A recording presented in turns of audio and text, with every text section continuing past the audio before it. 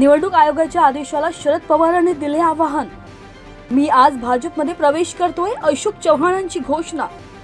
अशोक चव्हाण यांच्यामुळे महायुतीची ताकद वाढणार, देवेंद्र फडणवीस यांचं बयान। गोंदिया नवरगावचे सरपंच उपसरपंच विरोधातील अविश्वास ठराव मंजूर। करिअर ताण पुन्हा जीव घेणा, कोर्टात विद्यार्थ्याने संपवले जीवन। जिल्हाधिकारी पोलीस अधीक्षकांनी मध्यरात्री घेतले जरांगींची भेट। रायगड खारघर मधील हायवे ब्रेक हॉटेल जळून खाक।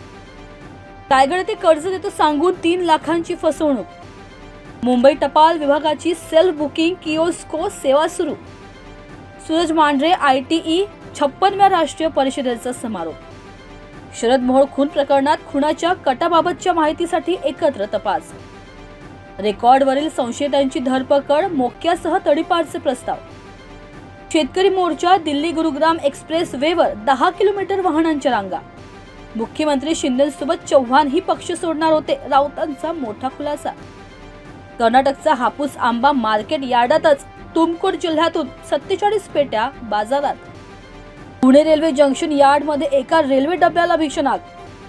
गोदा महाआरती संदर्भात ग्रामसभेत एकमुखाने ठराव मंजूर। स्कॉटलंड मध्ये सापडले उडणाऱ्या डायनासोरचं जीवाश्म। शेतकरी मोर्चाच्या पार्श्वभूमीवर दिल्लीच्या सीमांवर तगडा बंदोबस्त। मी काँग्रेस सोडून कुठेही जाणार नाही, आमदार सहस्राम कोरोटे यांचे वक्तव्य। नाशिक रोड बिटको रुग्णालयात रुग्णाची प्रकृती बिघडल्याने वाद। जनता गद्दारांना थारा देणार नाही, यशोमती ठाकूर यांचं मोठं वक्तव्य। STPच्या जागेचा प्रश्न, नाशिक मनपाची MIDC कडे धाव। कोल्हापुरात आता अक्षांश रेखांशासह मोजणी नकाशे मिळणार। मृत्यूदंड ठोठावलेल्या 8 भारतीय अधिकाऱ्यांची कतारकडून मुक्तता। विद्यापीठातून ऑलिम्पिक दर्जाचे क्रीडापटू घडावेत, पालकमंत्री हसन मुश्रीफ यांचं मोठं वक्तव्य आलंय समोर। CUET परीक्षा ऑफलाईन ऑनलाईन, ग्रामीण भागात विद्यार्थ्यांना होणार फायदा। अमरावतीतील काँग्रेस आमदार भाजपच्या संपर्कात, आमदार रवी राणा यांचं मोठं वक्तव्य। अंबाबाई तीर्थक्षेत्र पुनर्विकासाला गती देणार।